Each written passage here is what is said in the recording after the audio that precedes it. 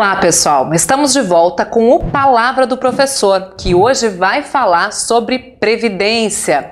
O nosso convidado é referência no assunto, referência em direito previdenciário, é o juiz federal da 4ª Região, Dr. José Antônio Savary. Seja muito bem-vindo. Satisfação é toda minha de poder participar do programa e trocar uma ideia com vocês.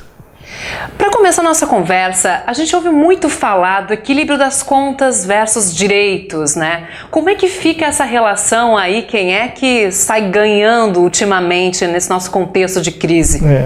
Essa é uma questão extremamente interessante. Nós, desde a Constituição de 88, nós experimentamos uma realidade nova. O Constituinte desejou uma nova realidade para o Brasil, uma realidade de justiça social, de proteção aos carentes, de melhoria contínua de vida, de inserção social.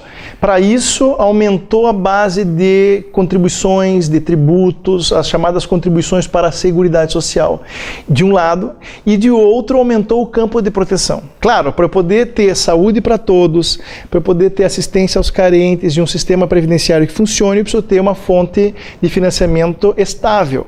E isso planejou o Constituinte. E, na verdade, desde então, nós estamos passando por esse enfrentamento, essas dificuldades de se equilibrar, de um lado, as receitas com as necessidades sociais de proteção. Pois é, na sua avaliação, quem é que deveria se sobressair e prevalecer, quando a gente fala de dois assuntos importantes? Como é que a gente consegue defender que os direitos sociais precisam ser preservados, apesar aí da questão do rombo nas contas? Aqui a questão que nos traz uma certa até indignação para aquele que mais de perto acompanha toda a movimentação legislativa sobre o tema, é que boa parte dos recursos que na Constituição foram projetados para a Seguridade Social, construção de hospitais, proteção à maternidade, a carentes, adolescentes e também Previdência Social, as chamadas contribuições sociais para a Seguridade Social, elas foram tiradas e vêm sendo tiradas em percentuais não pequenos e mais recentemente de 30% da chamada desvinculação das receitas da União. Quer dizer, é uma autorização que se dá ao governo para que retire parte dessas contribuições que deveriam ser então para saúde, assistência e previdência para qualquer outra finalidade orçamentária. E é claro que daí eu começo a ter dificuldades financeiras, mas não porque não haja recursos suficientes, é porque esses recursos projetados na Constituição são, na verdade, desvinculados para outras finalidades. E aí eu tenho uma fraqueza, uma fragilidade nessas políticas públicas. E, pior, coloco a culpa nelas mesmas, quando na verdade não é assim, quando na verdade é toda uma má gestão desses recursos da Seguridade Social. Desde a Constituição de 88 até agora, foram feitas algumas mudanças, algumas reformas, né? Em que caminho a gente andou de lá para cá? Pois na verdade, hoje eu ouvi um comentário interessante, no sentido assim de que a Previdência não está sendo reformada, ela é reformada, quer dizer, o estado de ser dela já é um estado de constante reforma, de constantes ajustes. Veja, a Constituição é de 88. A lei, que é a lei do INSS, a lei de benefícios da Previdência Social, a lei 8.213 de 91, os trabalhadores da iniciativa privada, por assim falar, é de 91, mas ela passou por sucessivos ajustes, não é? Mini reformas no plano legislativo, até mesmo reformas constitucionais, e essas reformas todas elas têm um fio condutor, que são reformas com vistas de modo geral, não é? A restrição de direitos, a uma diminuição do nível de proteção, há uma dificuldade gradual de acesso, uma dificuldade crescente de acesso aos benefícios, e sempre o pano de fundo é essa atmosfera de escassez de recursos, né? Mas o que nós temos é isso, nós temos de fato a necessidade de se alterar, porque a realidade social muda, a realidade demográfica muda, mas há que se reformar a Seguridade Social com os olhos não apenas nas contas, mas também nos direitos fundamentais. Eu não posso olhar apenas estatísticas, as quais podem ser facilmente manipuladas. Eu tenho que olhar para as pessoas, não é? Veja bem, as fontes de recursos, a saúde financeira da Seguridade Social não é um fim em si mesmo, é um meio para que eu atenda o fim que é o ser humano. Outra dificuldade que a gente tem aí na Previdência é a quantidade de recursos, né, que chegam até o Judiciário. Quais são os casos que geram mais discussão aí, que tem mais dúvida na definição de quem tem o benefício, tem direito ao benefício ou não? Bom, nós temos, via de regra, questões envolvendo trabalhadores rurais que não conseguem comprovar que são de fato trabalhadores rurais, então temos discussões sobre isso na Justiça Federal de modo comum, seja na Justiça Comum ou seja nos Juizados Especiais Federais.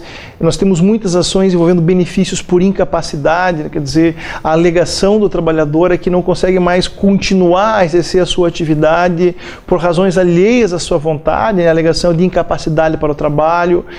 E aí nós temos boa parte das demandas na justiça passando por médicos peritos para se verificar se a pessoa está ou não incapaz para o trabalho. E aí imagine você, o juiz, como fica, né? Como eu, por exemplo, você tem o INSS que disse que o cidadão pode trabalhar, você tem o atestado médico da pessoa, os atestados dizendo que ela não pode trabalhar, e o perito judicial que, enfim, vai assumir uma das posições, né, e oferecer o aporte especializado para o juiz. Mas o fato é que, não raro, há muitas reclamações do modo como as perícias são feitas, principalmente no interior, nas localidades distantes, não é? Às vezes as perícias são feitas em poucos minutos, então se questiona a legitimidade dessa prova pericial e, na verdade, esse tipo de demanda de benefício por incapacidade é aquela que mais desafia o Poder Judiciário Federal no atual contexto. Porque o trabalhador rural, se é verdade que tem muitas ações sobre ele, ali há uma prova documental, há provas testemunhais, é do nosso domínio, é a linguagem do leigo, não é? Embora o juiz vá aplicar a lei àquele caso. Mais fácil de comprovar. Mais fácil de se identificar, de comprovar. Agora, quando eu pego uma linguagem técnica, um perito, eu dependo daquele perito, é uma ciência estranha, e eu dependo, para chegar à minha decisão, de um conhecimento que me é novo e que eu preciso desse especialista. E aí é que há um grande volume de ações, né? Na sua avaliação, então, a gente tem um excesso de processos, inclusive, mas como é que resolve isso? O trabalhador tem direito a entrar realmente ou às vezes é mal informado, mal instruído, acaba recorrendo, procurando justiça quando não deveria ter feito isso? Muito bem. Em primeiro lugar, boa parte das demandas elas são acolhidas pelo Poder Judiciário. Muitas vezes, e não me refiro aqui apenas agora à questão dos benefícios por incapacidade, mas eu diria que boa parte, se não a maioria das ações judiciais, elas são favoráveis aos segurados. Nós não podemos ignorar que a grande massa de benefícios ela é concedida pela própria Previdência Social. Então, não é que erra demais a Previdência Social, é que a grande maioria dos processos são solucionados na esfera administrativa. Apenas que uma parte é negada e essa parte não vai ficar por isso mesmo, né? O cidadão, mais cedo ou mais tarde, hoje já não há tanta aquela demanda reprimida, há um acesso à justiça mais efetivo, ele vai buscar a materialização do direito. E nessa busca do cidadão é que se pode identificar que boa parte, se não a maioria, é favorável às pessoas. Agora, claro, também a crise econômica faz com que se busque algum tipo de proteção. Eu sou trabalhador, vamos imaginar, o trabalhador tem lá a sua debilidade de saúde. A debilidade é ter uma doença, ter uma patologia, ter uma lesão. Essa debilidade não se confunde com incapacidade para o trabalho. Mas aí você soma debilidade, uma idade relativamente avançada. Pegue, por exemplo, uma diarista com mais de 50 anos de idade, com queixas de doenças lombares, etc. Quer dizer, há uma debilidade, mais a idade, o esforço já mais que se exige dela para o exercício da atividade de diarista. Quer dizer, chega uma altura em que ela vai buscar essa proteção. Ela diz, olha, eu não aguento mais, ou está difícil demais, e a crise favorece esse tipo de demanda, não é? E nós temos, assim, de fato, essa faixa que eu falei, esse exemplo de pessoas vulneráveis que não têm um vínculo estável, são as que mais buscam a proteção previdenciária por incapacidade. E como é que é para o juiz lidar com essas demandas, tendo que considerar a questão da legalidade, mas fazendo a interpretação aí também? A função do juiz, Dalva, está cada vez mais desafiadora, essa é a verdade. Eu passei agora discutindo com o pessoal do meu gabinete uma semana sobre um número de processos X, e no final de todos, um dos meus estagiários estava assustado me olhando assim, e falei assim: não se preocupe se você não está entendendo, porque eu também não estou entendendo. Quer dizer, porque é desafiador, porque você passa às vezes a semana inteira sobre um determinado tema de processos, e você chega ao final e diz: meu Deus do céu, mas como é difícil isso, como se renovam os desafios. E esse desafio se impõe ao juiz que trabalha na Previdência Social. O juiz não é chamado para aplicar cegamente a lei, o juiz não é chamado para dizer: a lei está escrito isso. O juiz tem que fazer um equilíbrio, não é? Essa é uma perspectiva, não sou eu que falo, mas é uma perspectiva metodológica, nós chamamos, não é uma ideia de teoria do direito. O juiz é chamado a constituir o direito para o caso, a realizar o direito para um caso concreto. Quer dizer, se exige mais do que simplesmente ser conhecedor de leis. O juiz não é, o juiz que conhece lei, ele é parcialmente, vamos dizer assim, feliz na sua empreitada, mas mais do que isso assim, saber ponderar o que diz a lei, o texto legal, mas também com os olhos voltados para o caso concreto, para as exigências de justiça que esse caso traz. E esse é o desafio que faz com que chegue sexta-feira e você confesse para o teu estagiário que não sabe o que fazer num determinado processo. Doutor, agora com a sua experiência, referência aí em direito previdenciário, qual o recado que o senhor gostaria de deixar para os legisladores que têm na mão aí o poder de alterar leis, fazer mudanças que vão se refletir na vida de tanta gente? Bom, eu não costumo deixar recado para quem não gosta de ouvir ou não vai me ouvir, mas se tivesse a oportunidade de me dirigir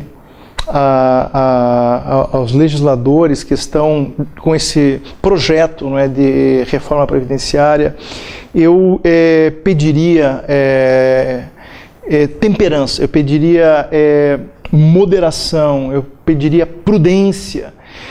A previdência social, assim como a assistência social, que também está no contexto de reforma, ela não deve ser pensada, em primeiro lugar, como uma dádiva mais ou menos arbitrária do Estado, do tipo: eu te dou isso e tiro quando eu quero. Não é uma dádiva arbitrária do Estado para que assim seja manipulada, não é, de acordo com a conveniência do momento, de acordo com o governo de plantão, com a visão ideológica de quem se encontra no poder. A previdência social, antes de tudo isso, é um direito fundamental. Isso é objeto de conquista de cidadania, não é? De luta, de sofrimento, de sacrifício, de muita gente oprimida, que fez com que a civilização ocidental tivesse um sistema efetivo de proteção social às pessoas carentes, de proteção em momentos de necessidade. Essa é a ideia.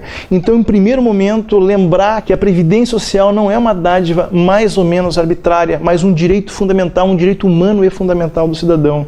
E, em segundo lugar, pedir que a previdência social deixe de ser pensada tanto como um fardo social, como um peso, como um favor imerecido ao trabalhador, mas que ela seja também percebida não apenas no bem que faz para o trabalhador necessitado, na sua família, no quanto estabiliza, mas no próprio bem que ela traz para a economia, por esses recursos que recebem os trabalhadores. Muitos municípios brasileiros, e se sabe disso, muitos municípios brasileiros somente se sustentam e a economia local se move graças aos recursos que chegam da Previdência para as pessoas mais necessitadas, sem os quais não haveria nenhum tipo de fomento ali naquela localidade. Então, esse seria o recado. Previdência social não é uma dádiva para que possa ser tirada a depender do humor do mercado, a depender do humor de quem se encontre no poder. E, de um outro lado, a Previdência social não pode ser vista apenas como esse fardo social, né? Doutor Savares, muito obrigada pela sua presença aqui no Palavra do Professor. Foi uma satisfação, uma honra. Muito obrigado. E com o seu recado, a gente encerra então o programa de hoje. Voltamos em breve com mais um assunto que é destaque no meio jurídico. Até a próxima!